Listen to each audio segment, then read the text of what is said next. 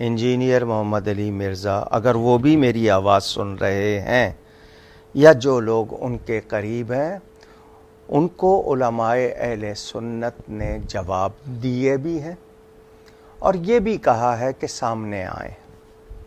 وہ کسی کے سامنے نہیں آتے، کسی سے آ کر سامنے بات نہیں کرتے کہ جانا جائے کہ ان کی قابلیت کیا ہے، کیونکہ مکالمہ، مباحثہ، مناظرہ اس کے کچھ اصول ہوتے ہیں۔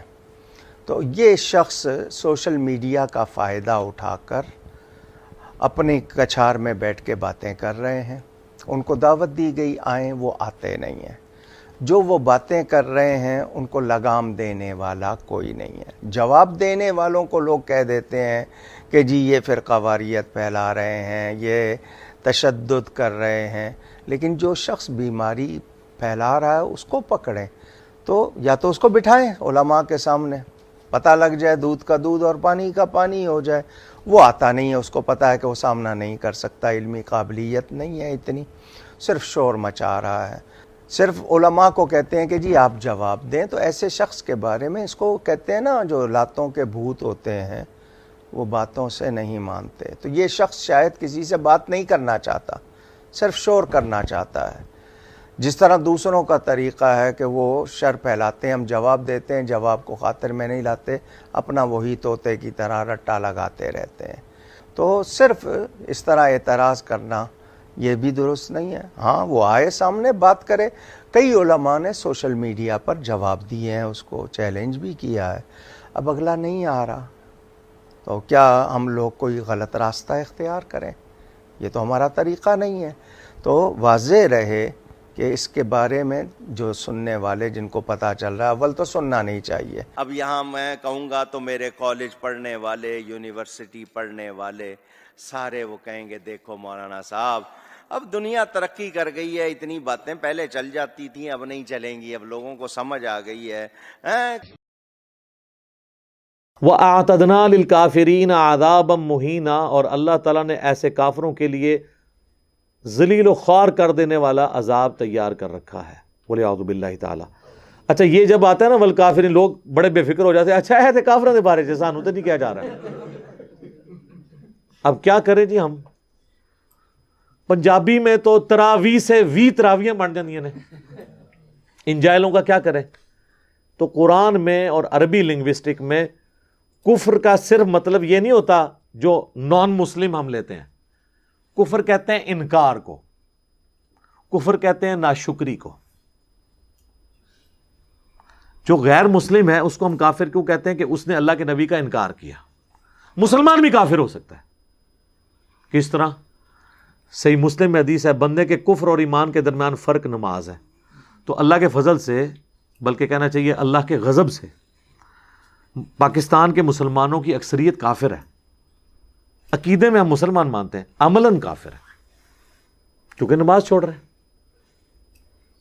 لیکن ان کو ہم کافر نہیں کہتے۔ کیوں؟ عقیدے میں مسلمان ہیں، ان کے کلمے کا احترام کرتے ہیں، جس طرح صحابہ نے خوارج کے کلمے کا احترام کیا، حالانکہ خوارج صحابہ کو اعلانیہ کافر کہتے تھے۔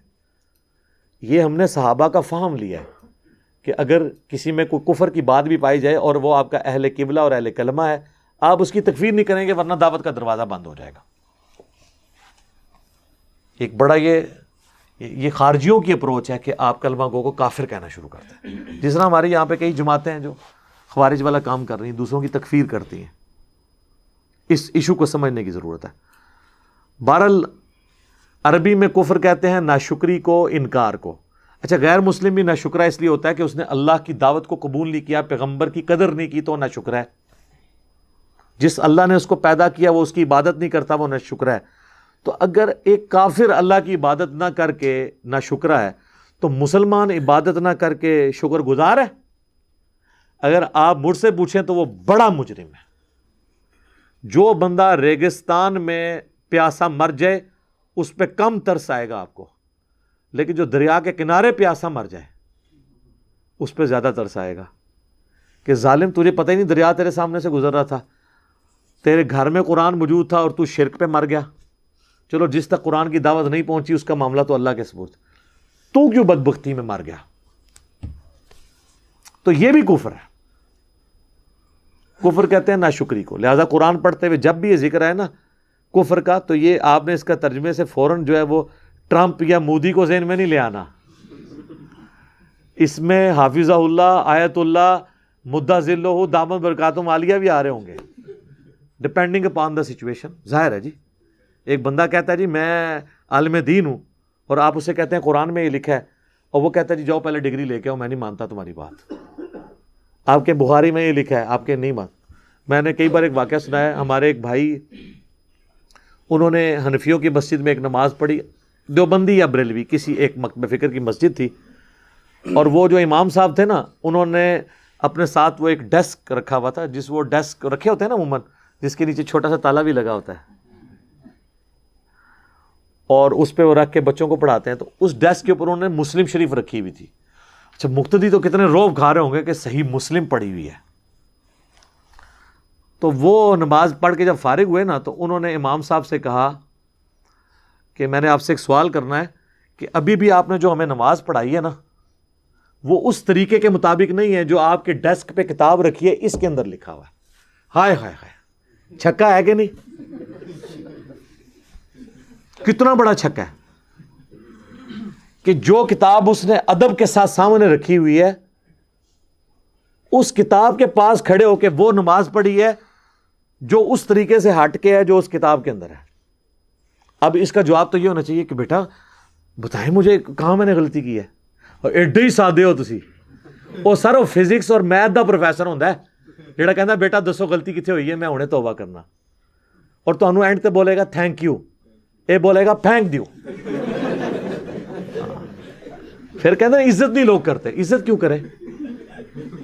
عزت کیسے کریں؟ آپ کی عزت کرواتے ہیں آپ کی حرکتیں ہیں عزت کروانے والی. تو وہ کہتے ہیں جب میں نے اس سے کہا نا کہ یہ جو مسلم شریف رکھی ہے تم نے, ابھی جو نماز پڑھائی ہے وہ یہ ڈیسک والی کتاب جو تمہاری اپنی کتاب ہے اس میں نہیں لکھا. اس کا تو جواب ہونا چاہیے تھا کھولتے 10 منو, یہی ہونا چاہیے تھا نا. وہ کہتا ہے اس نے جواب نہیں دیا, وہ غصے سے کھڑا ہوا اور اپنے نیچے سے یوں مسلح کھینچا اور کہا آپ کو علماء سے بات کرنے کی تمیز نہیں ہے. ہائے ہائے ہائے, ہر ٹائم ایک سرٹیفکیٹ ہے کہ آپ کو علماء سے بات کرنے کی تمیز نہیں ہے. چلیں تمیز اس کو نہیں ہے, آپ کو جواب دینے کی تمیز ہے. یہاں کئی لوگ آتے ہیں بڑے روڈ انداز میں سوال کرتے ہیں, تو میں نے کبھی یہ نہیں کیا کہ میں ان کے اس روڈ انداز میں سوال کا جواب نہ دوں.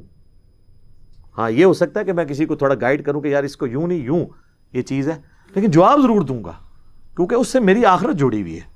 اگر مجھے ایک بندہ آ کے بتاتا ہے کہ جی یہ آپ نے اپنے ڈیسک پہ جو کتابیں ہیں آپ نے جو بات کی فلاں تو اس کے خلاف ہے, تو مجھے تو رات کو نیند نہیں پڑنی چاہیے. اللہ کی وجہ سے آج تک کوئی بندہ ایسا نہیں ہے جو یہ کہے کہ جو آپ بیان کر رہے ہیں وہ اس کے الٹ لکھا ہوا ہے. ان کو بھی پتہ ہے, ہمارے مخالفین کو بھی پتہ ہے کہ جو کچھ کہہ رہا ہے لکھا یہی ہوا ہے, بس بیان نہ کریا کرے. تھوڑا بزرگاں تے ہاتھ والا رکھو. بزرگ تے آن کے پائی گیڑے, سیدھی جی گل ہے. جب توحید بیان ہوگی تو بزرگوں کی گستاخی آٹومیٹکلی ہو جائے گی. آٹا گننا ہلنا تے پوے گا. ہاں یہ آٹومیٹک, یہ چیزیں جڑی ہوئی ہیں اور یہ نیچرل ہے یہ چیز. اب دیکھیں اللہ نے توحید بیان کی ہے نا, تو سورہ المائدہ کی آیت نمبر 17 میں آیا ہے,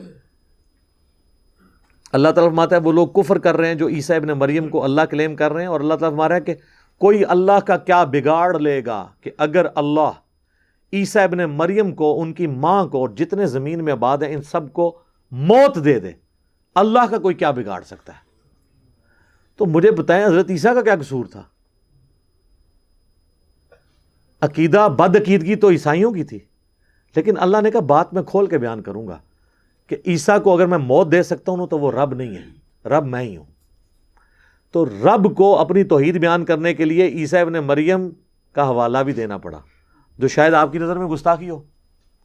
اور یہ ہمارے نبی علیہ السلام کے لیے بھی آیا, قل ارأیتم ان اہلکنی اللہ ومن معی, اے نبی تم فرما دو کہ بالفرض اگر اللہ مجھے ہلاک کر دے اور میرے ساتھیوں کو بھی ہلاک کر دے تو تم کس اکڑ میں ہو کہ اللہ تعالیٰ کے مقابلے میں تمہیں کون اللہ کے عذاب سے بچا سکتا ہے؟ کہ اگر ہم نافرمانی کریں تو ہمیں تو خود ڈر لگتا ہے.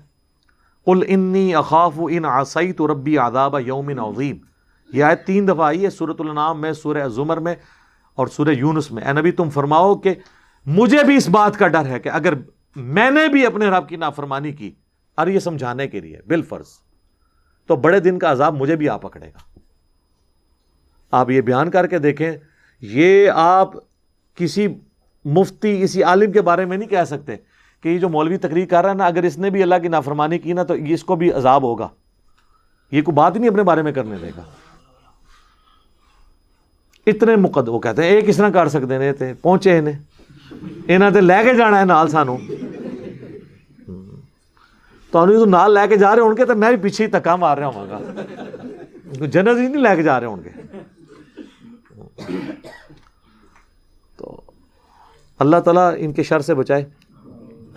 صحیح بخاری میں حدیث ہے کہ جس کے دل میں رائی کے، بخاری مسلم دونوں میں، رائی کے دانے کے برابر بھی تکبر ہوا، وہ جنت میں نہیں جائے گا. صحیح مسلم میں ذرا یہ ڈیٹیل ہے حدیث.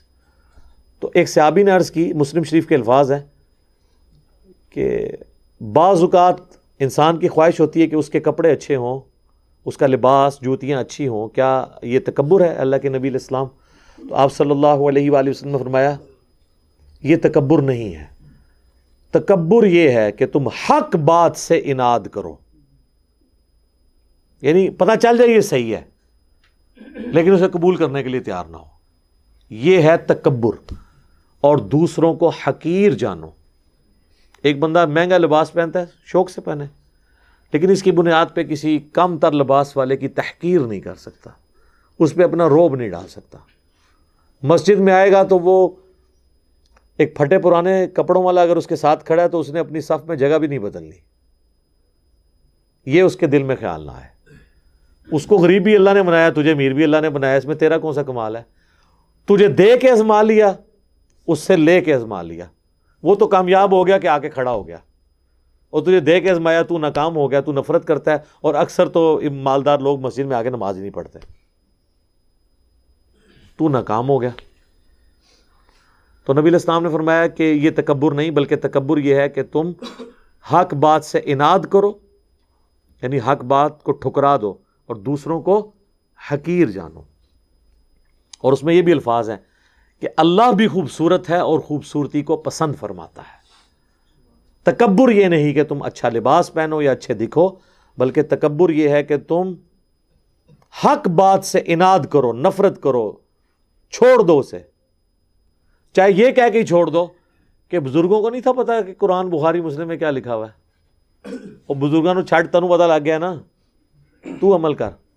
تیرے ماں باپ اگر قادیانی ہوتے تو نے یہ جواب دینا تھا کہ میرے ماں باپ کو نہیں پتا چلا کہ ختم نبوت کیا ہے.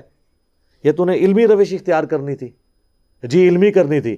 تو پھر بریلوی دیوبندی اہل حدیث شیعہ بھی تو یہی کچھ سوچے نا. قادیانیوں کی مثال سے فوراً سمجھ آ جاتا ہے، لیکن باقیوں کی بات کریں تو وہ فوراً کانپتے ہیں. نہیں جی اتنے بڑے بڑے علماء پاگل تھے،